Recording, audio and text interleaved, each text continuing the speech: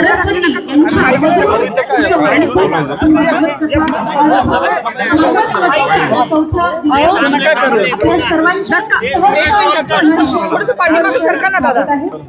थोडं मागा सरकार चेहऱ्यावर अंधार येतो.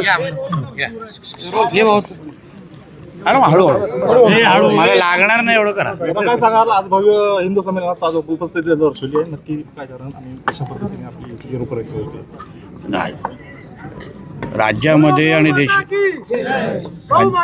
राज्य आणि देशामध्ये हिंदू संमेलनाचं आयोजन होत आहे आणि पुरं हिंदू समाजाला एकत्र आणणं आणि राष्ट्रीय स्वयंसंघाच्या जन्मशताब्दी वर्षाच्या निमित्ताने अशा हिंदू संमेलन सगळीकडे होत आहेत आणि तिथे आम्ही एक हिंदू म्हणून तिथे उपस्थित राहून या हिंदू राष्ट्राला अजून भक्कम करण्याच्या दृष्टिकोनातून आम्ही सगळेजण एकत्र येतो आहे. सर, अशोक खरातांचं प्रकरण जे आहे त्याचा वेगळंच वळण घ्यावं लागले. आता येताना पाहिलं होते रुपाली चाकणकरांचा राजीनामा झाला. आता कसं पाहता याच्याकडे कित्येक महिला त्या ठिकाणी पीडित म्हणून बोलतोय. जसं आमच्या आदरणीय मुख्यमंत्री साहेबांनी आवाहन केलेलं आहे, अशा कुठल्याही माता भगिनींना त्या संदर्भात अगर काही त्रास झाला असेल तर त्यांनी सरकार म्हणून आमच्याशी संपर्क साधावा, जेणेकरून आम्ही त्यांना मदत करू शकतो.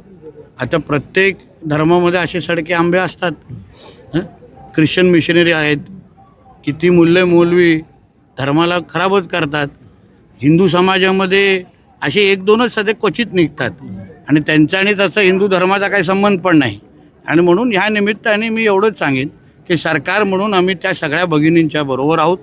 कोणीही ज्यांच्यावर अन्याय झाला त्यांच्या पाठीशी उभं राहण्याचं काम आदरणीय देवेंद्र फडणवीस साहेब आणि आमचं महायुतीचं सरकार करणार आहे. सोशल मीडियावर तुम्हाला टार्गेट केलं जाते, तुम्ही असताल, पडळकर असताल किंवा लांडगे असताल काय की कुठे या संदर्भात तुम्ही आले नाही पुढे आंदोलन पुढे यायचे सोशल मीडियावर काय करायला पाहिजे काय करायला पाहिजे सोशल मीडियावर टार्गेट केलं जातं तुम्हाला काय की कुठे गेले आता तुम्ही कुठं हिंदू कुठे गेल्यावर पिंपरी चिंचवडला आहे म्हणजे काय तर मला तुझा प्रश्नच कळला नाही. कसलं टार्गेट तुम्हाला टार्गेट केलं जातं की तुम्ही अन्य ठिकाणी धर्मियांच्या ठिकाणी जाऊन भाषणं घेता, इथं खरातांच्या वेळेस मात्र तुम्ही कुठं काय बोलता? आता बोललो ना, तुझ्या प्रश्नाला उत्तर तर दिलंय ना.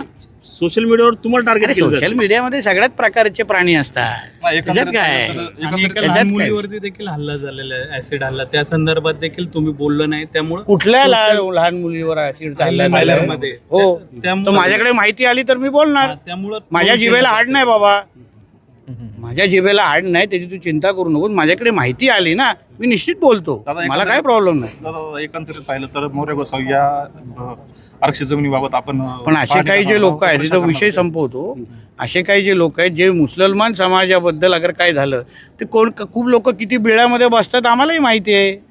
फक्त हिंदू धर्माची बदनामी करण्यासाठी काही लोकांना फार एकदम गुदगुद्या येतात ज्या आता होत आहेत ना, त्यांनी तसंच सर्व धर्म समवायाची भाषा करतात ना. हां, मग कोण जेव्हा हिरवे साप वळवळतात तेव्हा पण त्यांनी जरा थोबाड उघडावं. बोला. मोरे गोसावी तिला आरक्षित जमिनीबाबत आपण पाठपुरावा करणार होते, नक्की पुढे काय झालं? माहिती घेऊन तुला सांगू शकतो, आता माझ्याकडे त्याची माहिती नाही. ते परत गेल्यानंतर काय माहिती मी मागवलेली, नंतर माहिती देतो. खरातांसोबत अनेक मोठ्या राजकीय नेत्यांचे फोटो देखील समोर येत आहेत. अमित शहाजी असतील किंवा उद्धव ठाकरे, अनेकांचे फोटो. उद्धव ठाकरे आहे, मिलिंद नार्वेकर आहे, तू सगळे नावं घे ना.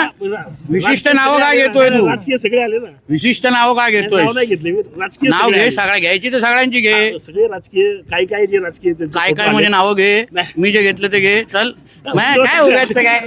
कसं पाहता? काही लोक महाराजांबद्दल